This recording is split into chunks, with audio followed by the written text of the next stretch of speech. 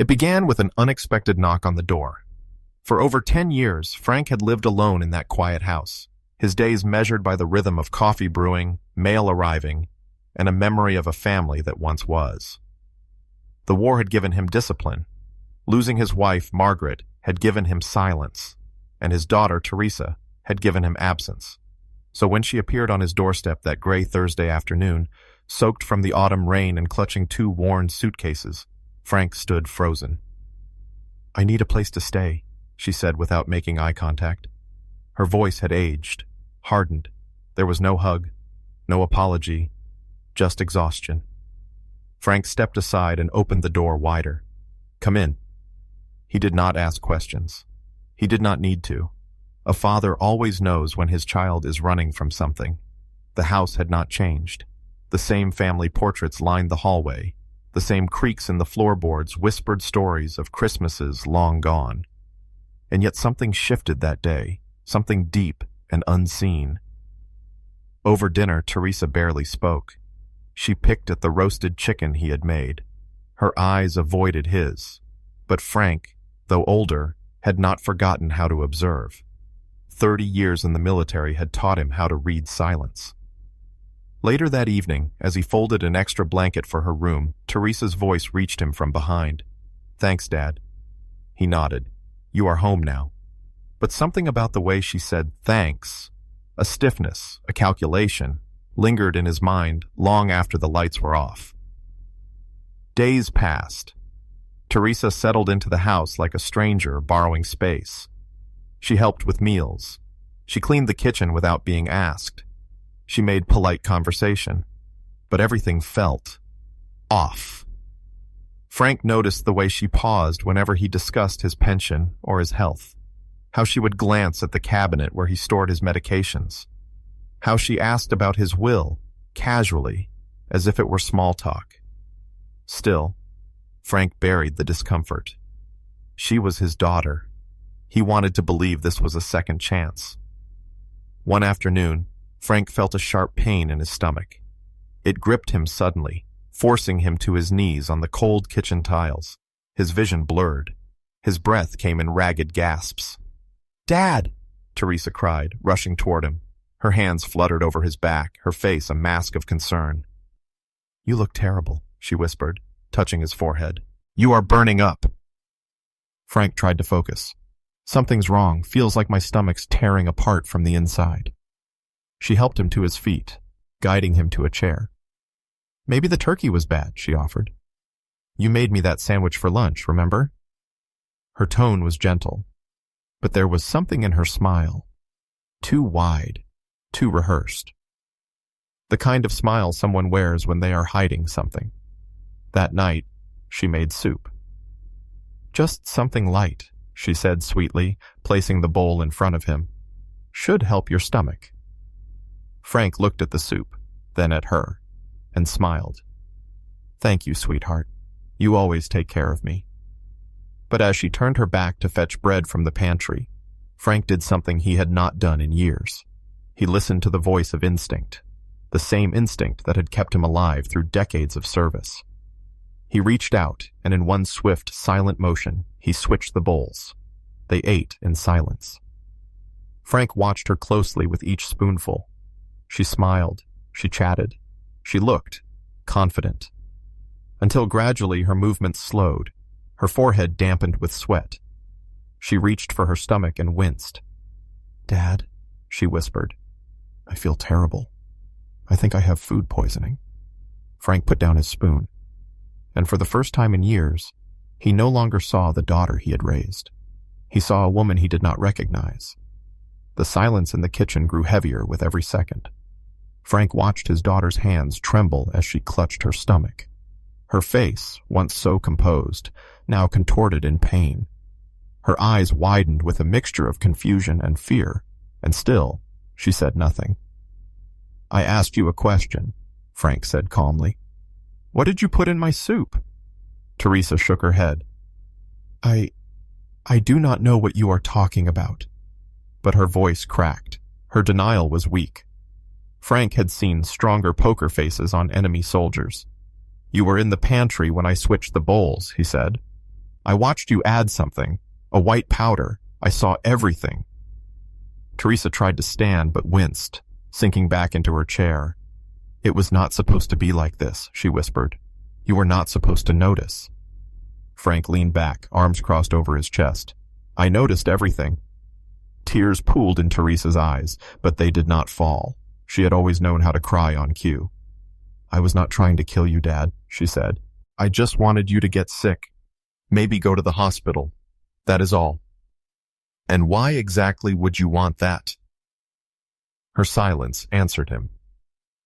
Frank stood and walked toward the sink, pouring the remainder of his untouched soup down the drain. When he turned back around, Teresa was watching him, quiet, pale, and defeated. How long have you been planning this? He asked. I needed the money, she said finally. I thought, if you were in the hospital, maybe I could access your accounts. Maybe it would all look natural. Frank's jaw tightened. For what? He demanded. What do you need the money for that badly? I made mistakes, she admitted. Got involved with the wrong people. I was in debt. Deep debt. Frank stared at her, anger mixing with heartbreak. And your solution was to poison your own father? Teresa said nothing. You could have come to me, he said. Asked for help. I would have found a way. She looked away. Frank pointed toward the stairs. You have 10 minutes to pack. Then I want you out of this house. Wait, what? You cannot kick me out. I am your daughter. My daughter died the moment she tried to poison me. Teresa stood, staggering slightly. You will regret this, she hissed. This is not over. Frank did not move. He simply said, 8 minutes left. She ran upstairs. The sound of drawers slamming and bags being dragged filled the air. Exactly 8 minutes later, she reappeared with 2 suitcases and fury in her eyes. As she reached the front door, she turned once more. You'll pay for this. Just wait. The door slammed behind her. The house fell silent again. But it was not the comforting silence Frank had once known. This one was colder, lonelier, haunted by the betrayal of blood. He walked straight to his study, the room where order still reigned. Opening a yellow legal pad, he began to write. 8:45 p.m. Observed daughter adding white substance to soup. Vial. Small glass approx. 2 inches. Substance dissolved quickly. He wrote everything he could remember. Every detail. Every expression. 30 years in the army had trained him for crisis, and now he was documenting his own daughter's attempt to kill him. Frank pulled out his will. Everything. His pension, his house, his savings, was going to her. Not anymore. He picked up the phone and dialed.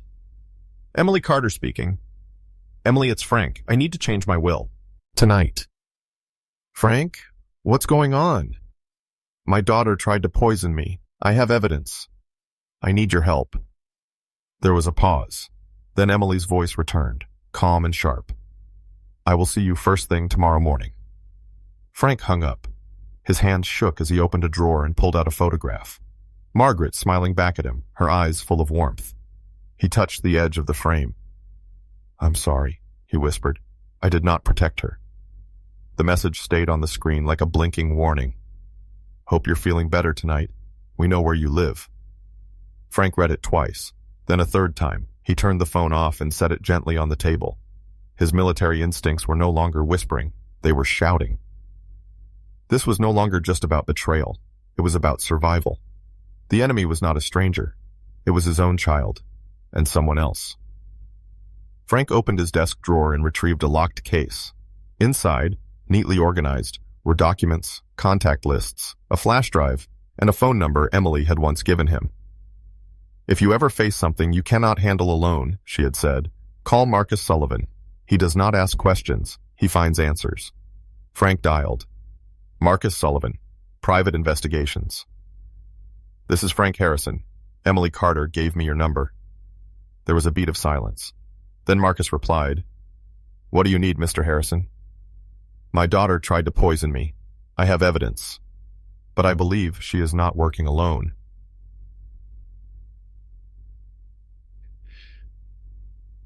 I can be at your location in 60 minutes.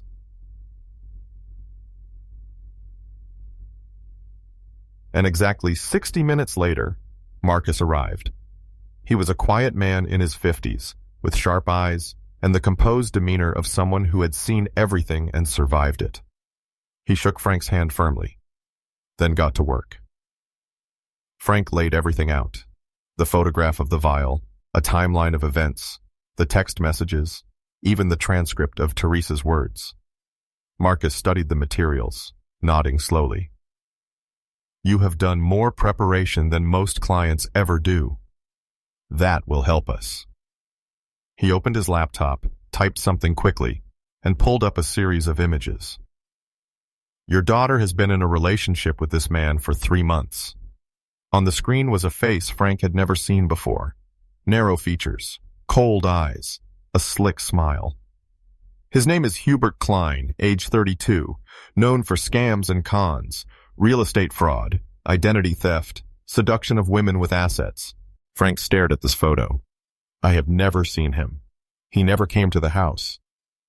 No, he is careful, but not careful enough. Marcus clicked again. I have recordings. Frank's stomach twisted. Of what?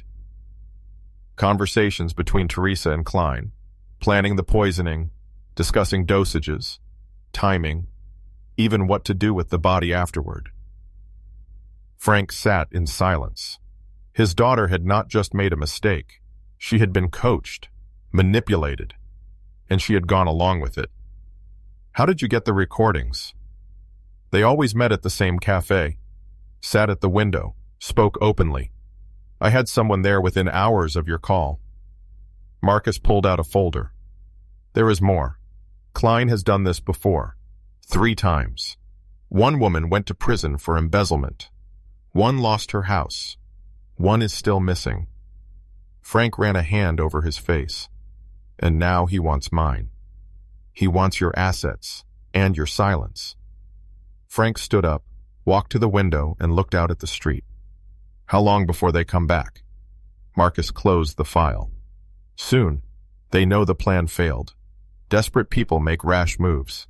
Frank nodded. His voice was steady. Then we prepare. The next morning, Frank met Emily at her office. The building's clean glass windows gleamed in the sunlight, but Frank carried only darkness with him. She greeted him with wide eyes. Frank, you look exhausted. I will sleep when they are behind bars. He placed Marcus's dossier on her desk. Emily read through the pages. Her face grew tighter with every word. When she reached the audio transcript of Teresa and Hubert planning the murder, she looked up.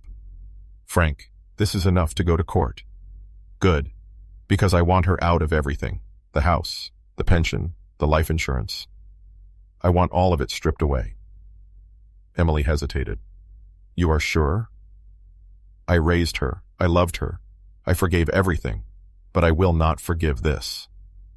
They began drafting the new will immediately. Everything would be donated to the veterans of foreign wars. Nothing left to Teresa. No legal claim, no loophole, no mercy. That evening, Frank walked through the house, locking every door, setting every alarm. He sat in his armchair, facing the front door. Beside him, a folder of evidence. Behind him, cameras hidden in every corner. Underneath his seat, a panic button wired directly to the police station. He had been a soldier. Now he was a sentinel. The porch light flickered as the 2 silhouettes approached. Frank sat motionless in his leather armchair, eyes locked on the monitor beside him. Teresa was not alone. The man beside her matched the photo perfectly. Hubert Klein, in the flesh. He moved like a predator, scanning the house with cold calculation. His suit was expensive, but it did not hide the tension in his shoulders or the danger in his posture. Frank remained seated. His hand hovered just inches above the silent panic button hidden under the chair's wooden armrest. The door rattled. Then came a loud crack.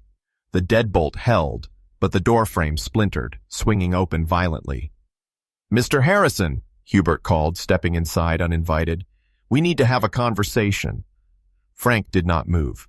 If you wanted a meeting, he said calmly, you should have made an appointment.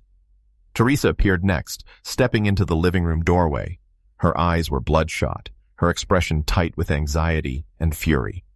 "Dad," she began. "This is Hubert. We are not here to argue. We just want what is rightfully mine." Hubert placed a leather briefcase on the coffee table. The lock clicked open with a theatrical snap. He pulled out a stack of documents and tossed them onto the table. "Transfer the house," he said firmly. "Sign the deed, today, and we all walk away." Frank did not look at the papers. His voice was even. "And if I refuse?" Teresa's laughter was bitter. "Then we will find another way, just like before."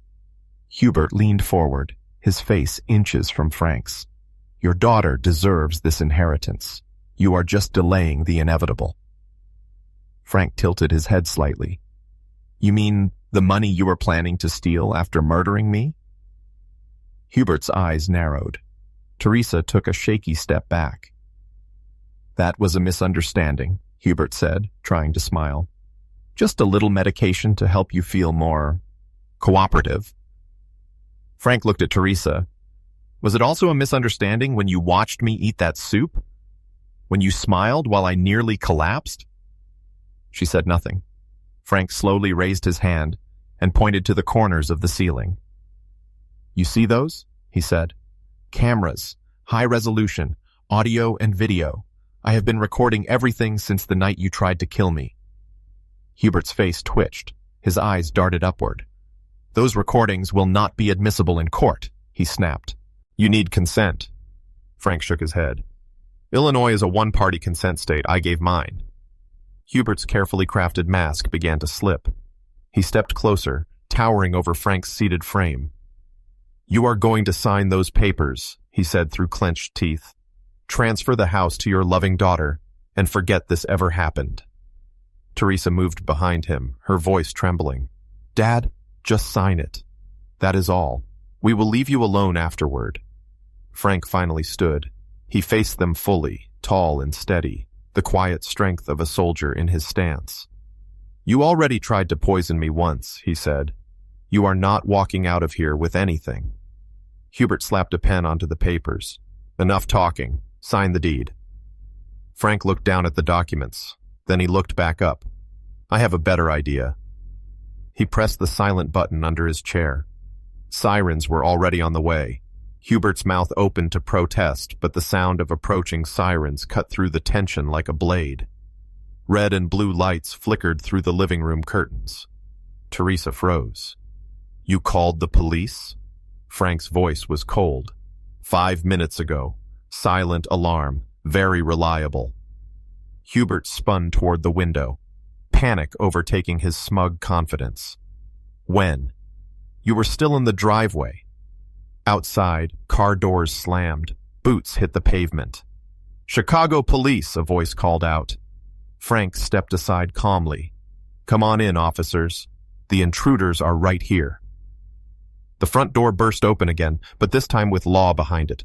Detective Reynolds entered first, weapon holstered but ready. 2 uniformed officers followed. Hubert raised his hands half-heartedly. "This is a misunderstanding." "We have recordings," Frank stated calmly.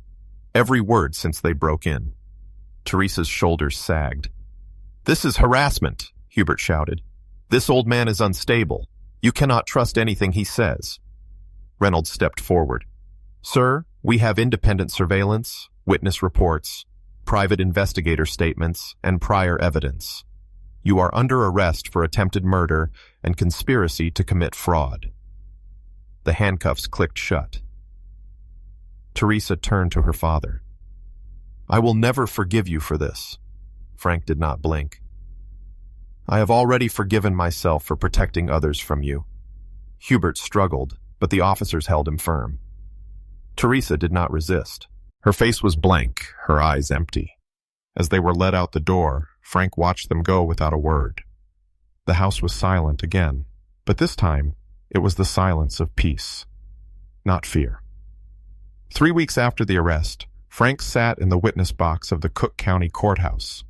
The room felt colder than the temperature suggested.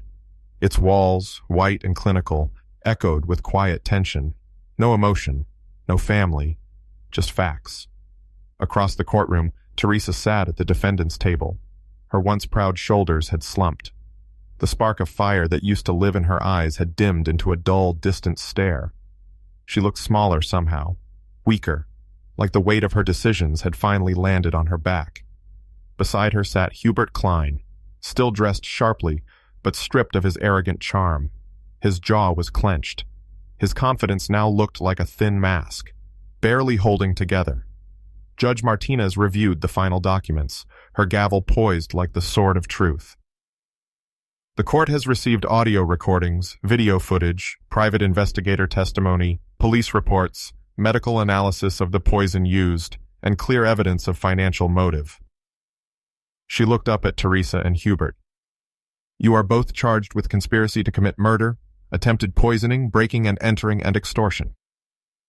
The silence was deafening. Frank did not flinch as the judge turned to him. Mr. Harrison, how do you respond to your daughter's involvement in this case? He met Teresa's eyes one last time. Sometimes justice requires difficult choices, he said calmly. I choose to protect future victims over protecting someone who tried to murder me. The gavel fell. Guilty on all charges. Teresa's face twisted in disbelief. Tears began to fall, but there was no sobbing, just silent weeping, the kind that comes too late. Hubert stayed rigid, jaw locked, hands curled into fists. During sentencing, the prosecutor stood and spoke with measured clarity. Your Honor, given the evidence and the roles each party played, we ask for appropriate sentences based on criminal history and level of participation. The judge nodded. Teresa Harrison is sentenced to 6 years in state prison, with the possibility of parole after 4. Hubert Klein is sentenced to 10 years, with no possibility of early release due to his prior convictions and role as primary orchestrator. Court officers stepped forward. As they placed cuffs on Teresa again, she looked back at her father. I will never forgive you for this, she whispered. Frank did not look away.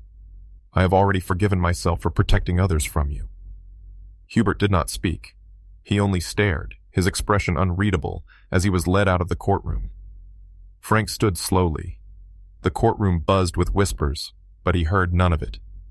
He walked down the steps with the dignity of a man who had fought, survived, and chosen to rebuild. Emily, his lawyer, waited outside the courtroom doors. She held the final legal documents in one hand and a solemn pride in her voice. It is done, Frank, she said. She cannot hurt you anymore. Beside her stood Marcus Sullivan, the private investigator who had helped bring truth to light. He handed Frank one final report. There were 2 other victims before you, Marcus said quietly, both elderly, both manipulated by Hubert. Your case helped bring answers to their families. One of them had always suspected foul play but could never prove it. Until now. Frank nodded slowly. Thank you for helping me end this. He paused, looking toward the sunlight outside the courthouse window. And thank you for giving me a way to begin again. The red and blue lights faded into the night, taking Teresa and Hubert with them. Frank stood in the doorway of his house, watching the silence settle around him like dust after a storm. He was free, not just from danger, but from the lies, the manipulation, the poisoned memories. The very next morning, he called a realtor. Within 2 weeks, the house that once held both joyful laughter and quiet betrayal was sold to a young family with 2 children. Frank packed only the essentials: photographs of Margaret, his military medals, a few books, and his favorite coffee mug. Everything else went to charity. He moved to a quiet retirement community outside Tampa, Florida, a place where the sun rose gently, where people smiled without hidden motives, where the only thing that mattered was today. His new home was small but warm, peaceful. The neighbors were kind. Mrs. Patterson from next door brought him homemade cookies every Tuesday. Bill Martinez, a retired Navy officer across the street, played chess with him every Thursday evening. No one here knew his story unless he chose to tell it, and that gave him power.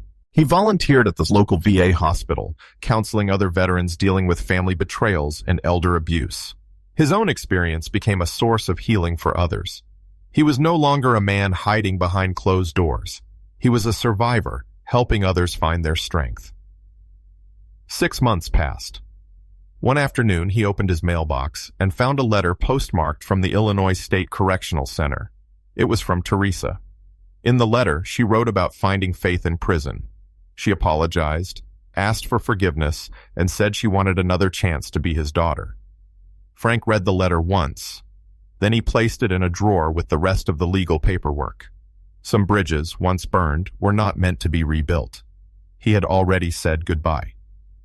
Later that evening, Emily called to check in. "The Veterans of Foreign Wars used your donation to launch a new program," she told him. "They are training seniors to spot the signs of financial manipulation from their own families. Your story is helping more people than you can imagine." Frank smiled softly. That was the point. As the sun dipped below the horizon, casting gold across the front porch, Frank leaned back in his chair. His dog, Murphy, rested at his feet. The sky was painted with peace. His phone rang. It was Bill calling to confirm their weekly chess match. Frank answered with a quiet laugh. "Same time tomorrow, partner." He hung up, looked around his new life, and breathed deeply. No poison in the air. No betrayal hiding behind smiles. Just quiet, and kindness, and the calm that follows survival. The nightmare was over, and for the first time in years, Frank Harrison was truly living. There are moments in life when silence becomes louder than words. As the sun set on that quiet Florida porch, the air held not just peace, but the weight of a story that could have ended very differently. Frank Harrison had once been just a father, a veteran, a man people might glance past in the grocery store or wave to without truly seeing. But behind the worn hands and the quiet smile was a soul who had been tested by betrayal, by heartbreak, and by the one person he had once trusted most. He didn't raise his voice. He didn't chase revenge. He simply stood his ground, paid attention, and let the truth rise quietly, powerfully, like a tide no one saw coming. And in doing so, he reminded us all of something we too often forget. Dignity does not shout. It doesn't slam doors or demand applause. It waits. It watches. And when the time is right, it stands, not just for itself, but for others who may one day need the courage to do the same. There's a lesson tucked between those courtroom walls and the fading sound of sirens, not one of bitterness or victory, but of clarity. You can lose everything, your trust, your peace, even your own child, and still find a way forward with grace. Frank did not just protect his home. He lit a path for others walking in darkness. Veterans, seniors, anyone who's ever been dismissed, underestimated, or used. The world may be loud with judgment, but quiet truth still has a place. Never rush to judge someone by their silence, their wrinkles, their slow shuffle down a grocery aisle. Sometimes, the strongest person in the room is the one you never noticed. The one who has nothing to prove and everything to protect. Because like a porch light left on through the night, a quiet act of courage can guide us through the darkest corners of our lives. So tonight, maybe take a moment to reflect, not just on what Frank endured, but on what he chose. He chose not to break. He chose to rebuild. And in the end, he didn't just survive, he reclaimed something better. If this story found a place in your heart, consider passing it along to someone who might need a reminder that they're not alone, or to someone who, like Frank, is quietly holding more strength than the world sees. Some stories stay with us, not because they were loud, but because they were true. And truth, like the soft glow of a porch light at dusk, is often found where we least expect it, shining steadily from the very people we once overlooked.